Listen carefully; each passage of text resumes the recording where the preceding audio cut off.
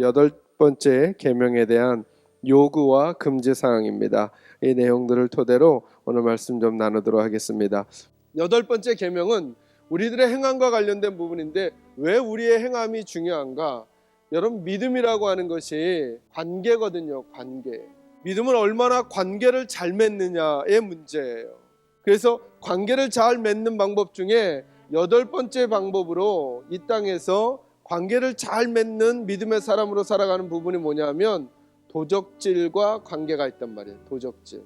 나의 백성들이 이 땅을 살아가는 동안에 얼만큼 매력적인 사람인지를 기대한다. 이만큼 기대한다를 우리에게 지금 거듭 말씀해주고 계시는 거예요.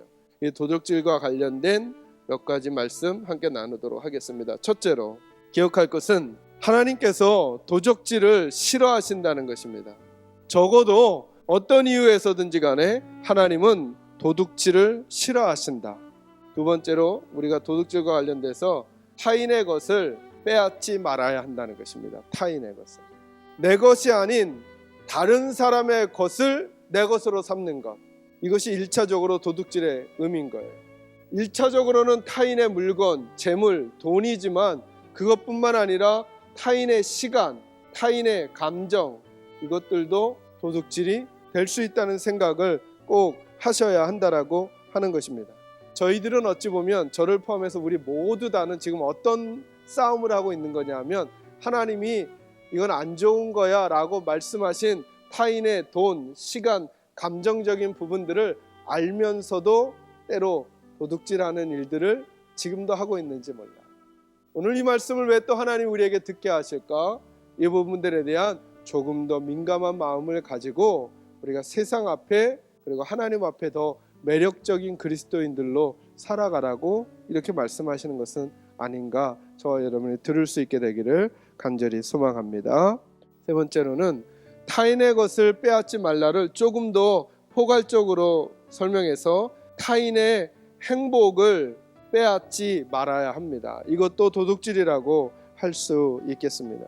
타인이 마땅히 누릴 수 있었어야 되는 건데 아내로서의 행복, 남편으로서의 행복, 자녀로서의 행복, 부모로서의 행복을 누렸어야 되는데 내 자녀가 나 때문에 행복을 누리지 못하고 있다면 어찌 보면 우리는 그 자녀의 행복을 빼앗아가고 있는 것이 되는 거고요. 아내가 남편 때문에 행복을 누리지 못하고 있다면 남편은 지금 아내가 정말 누렸어야 하는 하나님의 행복을 누리지 못하고 살아가게 만들고 있다라고 하는 것이죠. 이제부터 내가 어떻게 살아갈 것인가의 문제를 얘기한다는 거죠. 하나님의 말씀은 이 말씀을 듣기 이전에 네가 어땠느냐를 지금 평가하시려는 게 아니에요. 들었으니까 이제부터는 돌이켜 이제부터는 그렇게 살지 않도록 하자는데 하나님의 마음이 있는 걸 알겠어요. 이 바다와 같은 이 세상을 너희가 좀 살아내어 주어야 하겠다. 그 삶을 너희 혼자 살기 어려우니까 내가 말씀도 가져다 주고 내가 너희에게 성령도 가져다 주고 그리고 너희에게 교회도 주고 그리고 너희에게 사역자들도 주어서 때를 따라 돕는 은혜로 너희를 세워가겠다. 혹시 이런 말씀하고 싶으신 건 아닐까라는 생각을 해보게 되는 거죠.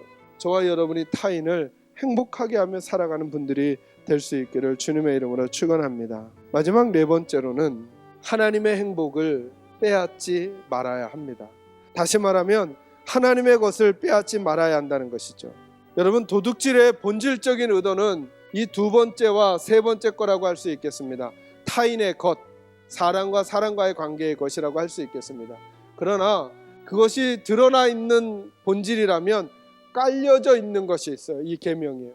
하나님의 것도 절대 도둑질하지 말라라고 하는 것이죠. 여러분, 하나님의 시간을 도둑질하지 마셔야 합니다. 그래서 바울이 그 말을 하잖아요. 세월을 아끼라고. 세월을 아끼라고. 하나님이 우리에게 주신 그 시간 안에 하나님께서 주신 선한 방법과 선한 태도로 하나님의 일을 하면서 우리 시간을 보내야 한다는 거예요. 또 한 가지는 하나님의 물질을 도둑질하지 말아야 합니다. 이건 무슨 말이냐면 잘못된 물질 사용하지 말아야 합니다. 그러니까 그 시간들을 통해 이 땅에서 그것을 하나님이 주신 목적을 바로 알고 바르게 사용해야만 하나님 앞에 올바른 물질 사용을 한 거라는 거죠. 마지막 한 가지는 더, 하나님의 것을 도둑질하지 말라는 것은 하나님의 영광을 도둑질하지 말아야 합니다. 하나님께서 교회를 부흥하게 해주셨는데 그걸 목사가 한 것처럼 둔갑시키지 말아야 합니다. 그걸 사람이 한 것처럼 둔갑시키지 말아야 합니다. 우리는 늘 도구로 쓰임을 받는 것 아니겠어요? 그죠?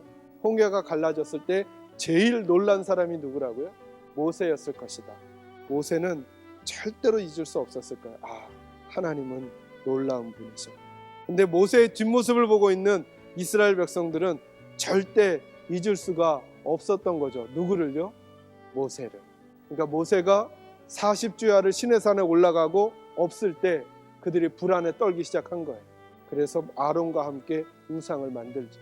저는 우리 계산제일교 식구들은 모세의 뒷모습을 본 이스라엘 백성이 아니라 하나님의 역사를 본 모세와도 같은 분들이 되시기를 주님의 이름으로 축원합니다. 그리고 우리의 사역과 삶을 마친 후에 하나님이 날 사용하셔서 이 일을 하신 그 기쁨에 충만해지시기를 주님의 이름으로 축원합니다.